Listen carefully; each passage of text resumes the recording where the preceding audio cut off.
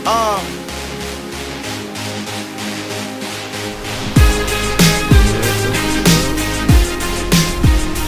here. Look like Sacramento City College. You know what I'm saying? Your boy Yang over here. Got requested to come out here do a little presentation. You know what I'm saying? Share a little of my history and experience with the department that I work for. So it's always good to give back to my community and introduce young people to opportunities out here, man. People's toes, bruh. Let's be signing Andy Wynn, man. What you know about us, man? 14. My background, my parents were refugees from the Vietnam War, so I was first generation and the youngest in my family, right, and the only one to pursue this career.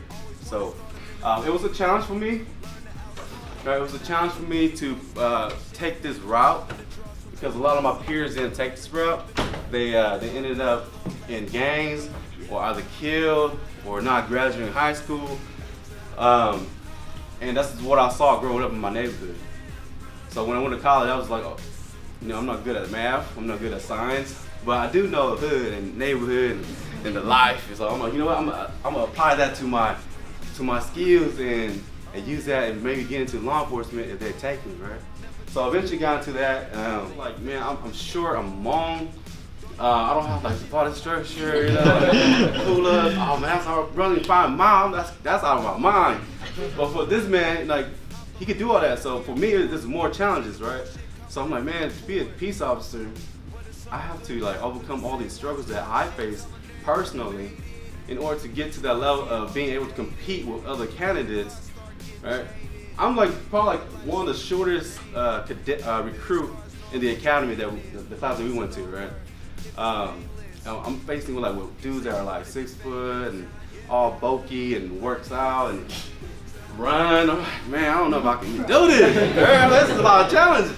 And so, but mentally, physically, emotionally, you know, we all have to challenge ourselves to overcome that. So many opportunities within the department that as civilians, we think that all we see in television, social media is just police chasing after bad guy, just shooting everywhere. That's all we see, right? But until you really get into the department, you start to realize there's so many opportunities out there. Right? When I got into the academy, my vision was just chasing bad guys, it's gangs, it's guns, it's drugs. That's what we see, right? But there's more than that.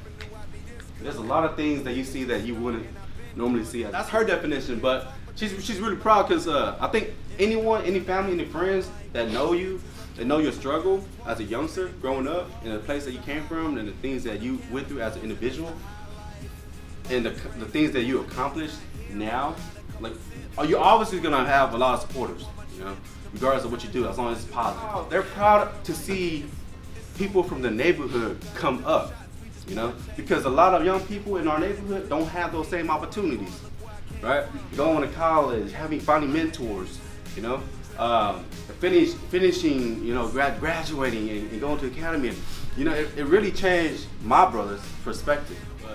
He never really liked law enforcement, right? Because of the things that happened in the community, how they came to our home when we were younger, right? But once I graduated the academy and got hired, his whole paradigm shift on law enforcement. Because now when he sees a deputy sheriff that he doesn't know, there's a relation. Like, look, I respect the sheriff's department because they hired my little brother, right? They hired my little brother, regardless of his brother's affiliation. They hired my little brother to be a deputy, and he's respectful of that, right? And not just that, but a lot of folks who know me from the community, they say the same thing. If this dude, 5'5", 200 pounds, right? Chubby, mostly body fat, right? Mostly body fat, and came from the hood and experienced all these struggles as he was growing up, can make it. Like, I try to be the example to young people that there's possibilities regardless of where you come from, right? One of my quotes I always say is that it doesn't matter where you start, it matters where you end, right? That's my thing. I started from the slum, started from like my partner here, I started from living on welfare, not having anything to eat in the fridge, coming home, walking home, having to duck and dodge people, right? Don't go down this block because there's dogs out. Don't go on this block because people hanging out, right? This block is too dark, so I take the longer route home, right? So sometimes you take risks and just run or ride your bike real fast down the block, right? I've gone through all that, right? So what really matters is that regardless of what you're going through right now as college students, right?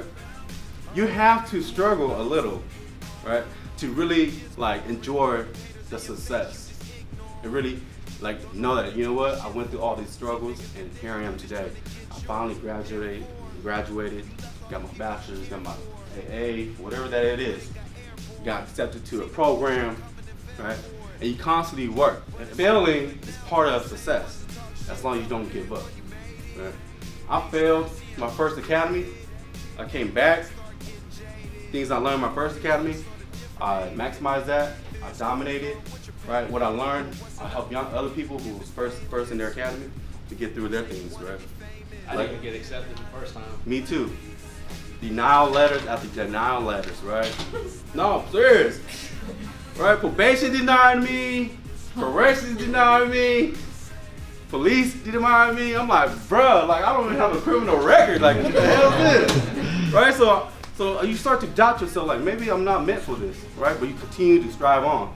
And I'm only sharing my story because those are the reality that you're gonna face when you become graduate students, you pursue your career and you're trying to find something. You're gonna encounter those obstacles and you gotta continue. How much do you think your background benefited your ability to do your job? Oh my goodness. People have 30 years in the department, I had 30 years in the streets. From day one growing up. That's what I'm saying. That's a big difference. I've never really imagined my experiences growing up in the hood, the slums, the struggles, everything that I faced, right? All that is actually coming into play because I'm not able to use that experiences to engage with the most violent criminal, the one who just killed 2 people, right? I'm able to engage with them, right? Easy. Because you know what? I grew up in the same neighborhood, the same culture, the climate where law enforcement's around, but they got the homies, got all this other stuff, right? So I use my own personal experiences to benefit my work, right? And that goes with the other job that I work at too. I'm a program director for a nonprofit organization here in Sacramento. So I work with a lot of kids on probation, a lot of kids in the high school level that don't have mentors. So I do that on my off job. So that's why he's able to go patrol. I can't because I'm working in that area too. And that was my first job before becoming a deputy sheriff. So that's my baby because I helped lift that up. So I don't want to leave that to somebody who may not have the expertise and experience to ruin that because I built that up and it's going pretty well right now. So I'm actually managing a little mini nonprofit organization. So, but yeah, that's our experience. And coming from the hood, living on. Yo, it's your boy Lisa, man. We just got out this I have to, presentation, you know what I'm saying, at Sac City College, showing people what it takes to be who we are, what we do, give back to our communities, man. That's what we gotta do.